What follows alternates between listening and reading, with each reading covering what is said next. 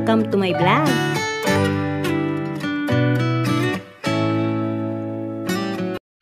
Hello everyone! Isa ba sa mga hilig nyo ang paglalakbay? Samahan nyo kami ni Aling Makulit sa panibagong adventure na aming pupuntahan, ang Wawa Dam sa Rodriguez, Rizal. Isa ito sa maaari ninyong puntahan para makapag-relax ngayong maalinsangan ang panahon. Nakikita nyo na ba ang mga kabundukan? Sinyales na malapit na tayo sa ating pupuntahan. Ang layo lamang nito ay 17 kilometers mula sa Quezon City. Heto na ang arko na sinasabi ng mga karamihang nakapunta rito. Here we are! Konteng kembot na lang at matutuklasan natin ang kagandahan ng Sitio Wawa. Lakad muna si ako at si Aling Makulit. Habang kami ay naglalakad ni Aling Makulit papasok sa Wawa River, ay marami palang mabibilhan dito. Hindi ka magugutom sapagkat may mga pagkain kang mabibili dito. Kami ay napahinto habang naglalakad dahil sa makapigil hiningang kagandahan na natanaw namin sa ibaba. O diba? Worth it ang inyong paglalakad dahil ito ang bubungad sa inyo. 15 to 20 minutes lang ay mararating na natin ang kung tawaging Wawa Dam. Kung gusto nyong magpapresko at hindi lalayo sa Metro Manila, tiyak, ito ay swak na swak sa inyong budget at perfect pasyalan ngayong tag-init. Kailangan lang magbayad ng 20 pesos na environmental fee. O diba? Budget friendly ang peg. Tuloy na naman sa paglakad si ako at si Aling Makulit.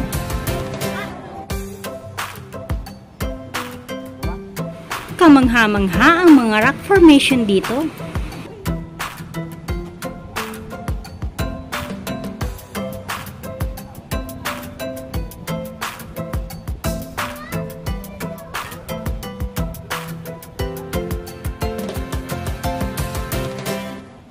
Habang patuloy kaming naglalakad, ay natunghayan namin ang napakagandang waterfalls.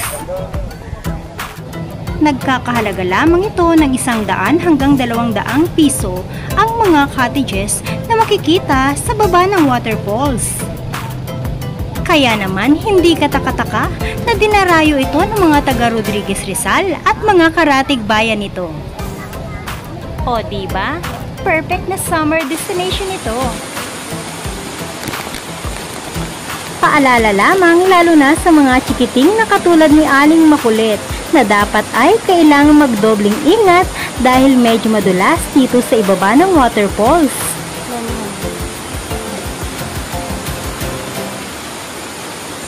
Ayun o, si Aling Makulit sumampa na sa malaking bato at gustong magpa-picture. May mga still reeling, kaya naman safe na safe ang paglalakad nyo dito.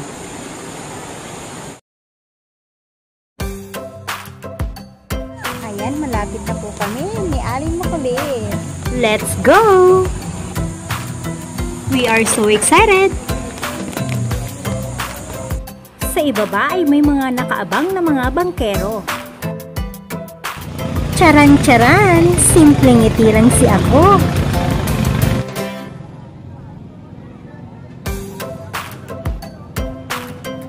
Maraming campsite ang maaari ninyong pagpilian sa dulong bahagi nito. May dalawang paraan kung paano ka makarating sa mga campsite na maaari mong rentahan. Maaari kang maglakad at maaari ka ring sumakay ng bangka.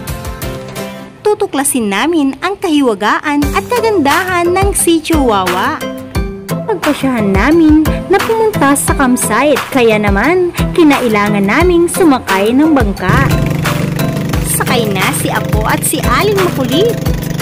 Sa ilang bahagi ng ilog ay mabato at mababaw ang tubig, kaya naman kinakailangang itulak ng bangkero ang bangka para hindi sumayad ang sinasakyang bangka habang tumatakbo ito. Yang mga cottages na nakikita nyo ay maaari nyo ring rentahan. Kayo na lamang po ang bahalang pumili.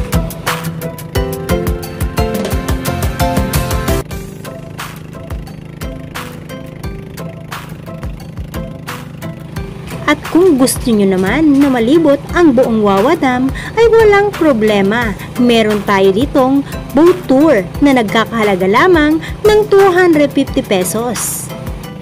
O diba? Sasayangin nyo pa ba ang pagkakataong ito? Kaya tara na!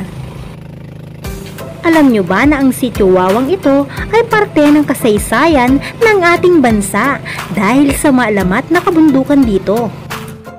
May dalawang bundok sa paligid ng Wawa Dam. Ito ay ang Bundok Pamitinan at Bundok Binakayan. Ang napili naming puntahan ay ang Kalingawan Campsite.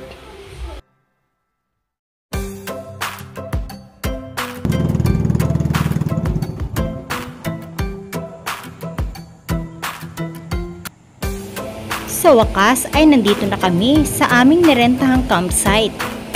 Sarap ng ngiti ni Aling Makulit! Alam niya kasi na nandito na kami sa aming destinasyon.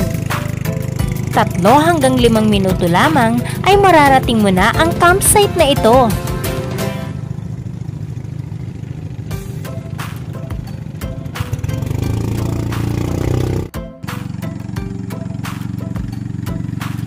Mayroon ding mga ilog at mga maliliit na talon na nagdadagdag ng kagandahan ng kapaligiran.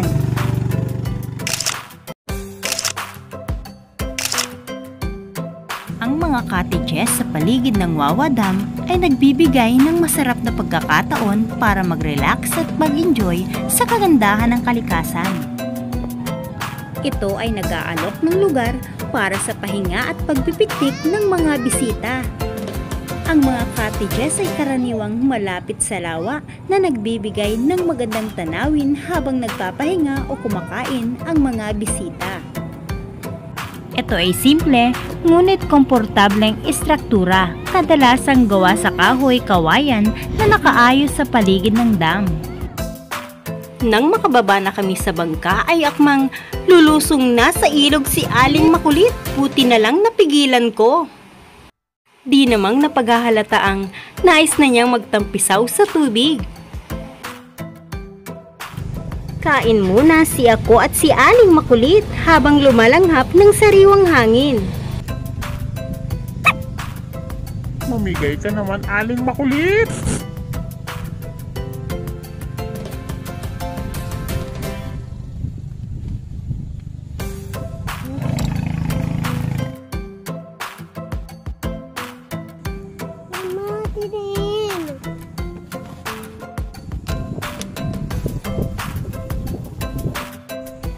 Ang paligid ng Wawa Dam ay isang natatanging tanawin ng kalikasan. Ito ay napapalibutan ng mga mataas na bundok na nagbibigay ng misteryo at kagandahan sa lugar. Sa paligid ng dam, makikita ang malalawak na gubat, mga bato at mga talampas na nagbibigay ng magagandang tanawin.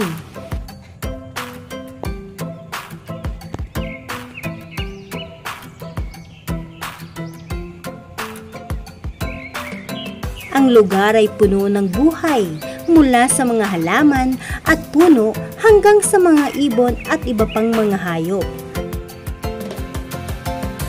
Ang pagsilip sa paligid ng Wawa Dam ay isang paglalakbay sa kalikasan na puno ng kagandahan at kapanapanabik na mga tanawin.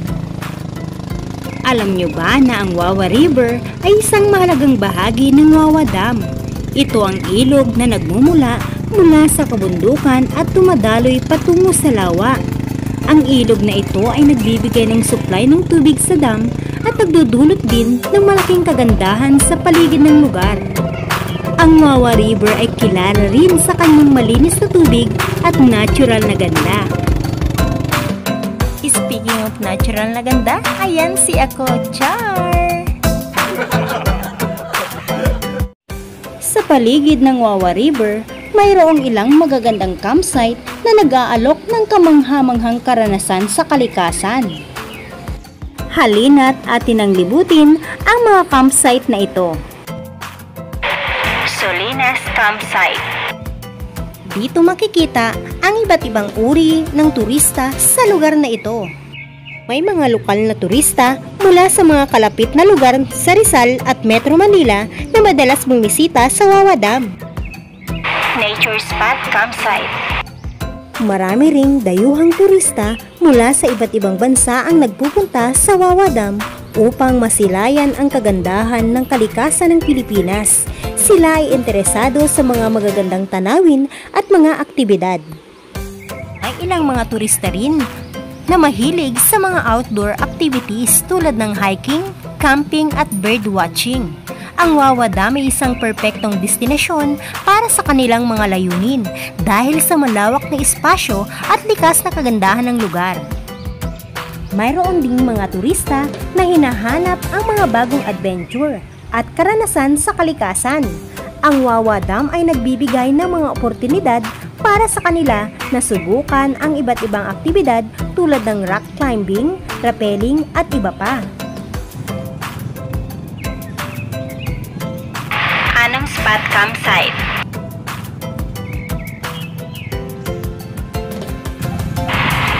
Kalingawan Campsite. Sa kabuuan, ang Wawa Dam ay tinatangkilik ng iba't ibang uri ng mga turista na hinahanap ang kagandahan, kapayapaan at karanasan sa kalikasan na nag-aalok ng lugar na ito. Hindi na nakaya pa ng aking mga paa ang paglibot sa iba't iba pang mga campsite sa dulong bahagi nito. Kaya naman ito ay ipagpapaubaya ko na sa inyo kapag kayo ay nagawi rito.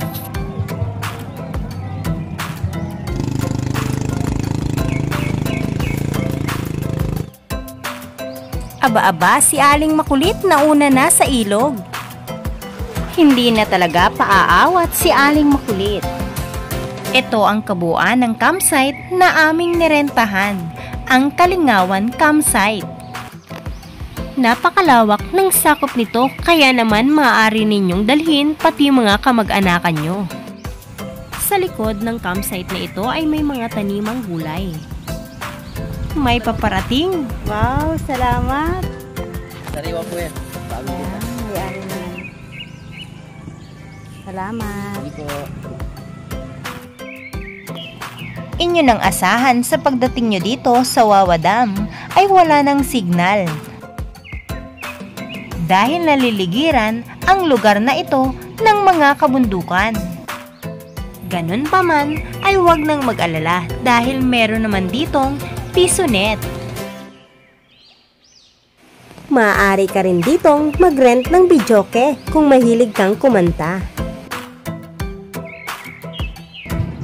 Isa sa mga sikat na destinasyon para sa mga turista sa Rizal ang Wawa Dam.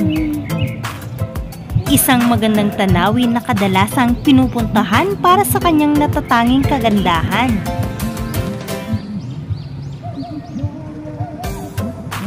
Ang dam at ang paligid nito ay puno ng mga halaman at bato. Maraming nagpupunta dito para mag-picnic, mag-hike at mag-swimming sa lawa. Ayun si Aling Makulit. At si ako. Ang ilog ay mababaw lamang kaya naman pwedeng-pwede ang inyong mga chikiting.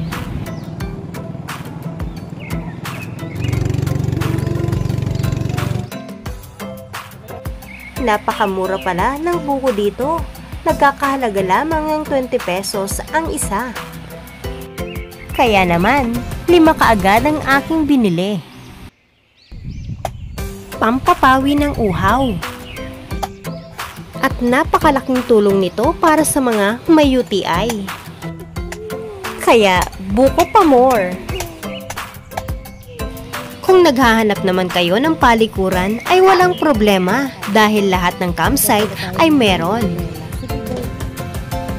Nabigla kami sa napaka-cute na pusang ito. Pusa, ang cute-cute ng pusang ito. pwede ka ba naming kunin na lang, amin ka na lang, Mingming? Babay, Mingming. May-ari kay Mingming, kaya hindi namin pwede isama. Yan, pili ka na, nak. Eunice. Pili ka, anong gusto mo dyan? Magkano ba yan, nak? 10 po itong karyoka. 15 po. Ito 15.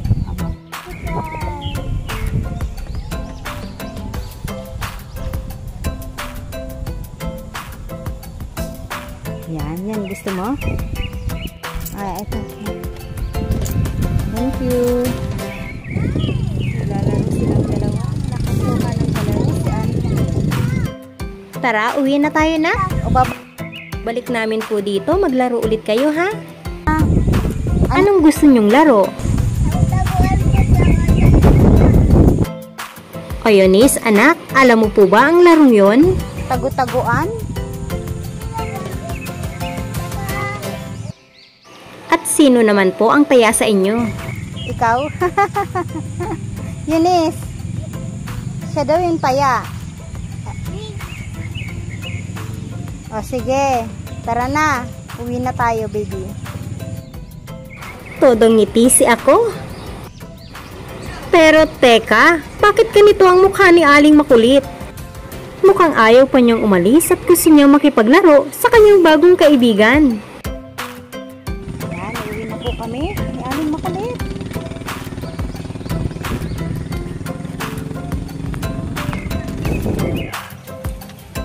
Tara na, be. Tara na, be.